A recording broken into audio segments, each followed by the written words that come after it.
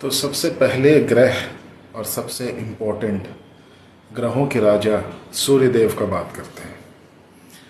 वाणी के द्वारा आप सूर्यदेव को कैसे अपने हित में कर सकते हैं वो मैं बताने वाला हूँ। बहुत गौर से सुनिएगा, ये कंटेंट आपको कहीं भी नहीं मिला होगा यूट्यूब या इंस्टाग्राम पर। मेरे इंस्टाग्राम अकाउंट को फॉलो कर दीजिए और अगर आप यूट्यूब पर देख रहे हैं तो सब्सक्राइब कर दीजिए। कभी भी आप वाणी जो कि बात आप करते हो, किसी से भी बात करते हो, चाहे वो किसी भी ओहदे का हो, आपसे ऊपर हो या नीचे हो, आप स्पष्ट रूप से बात करें, कॉन्फिडेंस में बात करें, अपनी टोन को संभाल के रखें। कुछ लोग होते हैं जो एक ऐसे प्रोफेशन में होते हैं जिनको टोन थोड़ा सा हाई करके बोलना पड़ता है, उनके लिए वो सामान्य है, मगर अपने नॉर्मल टोन से ऊंची आवाज़ में बात करना या किसी को दुख देना ना करें।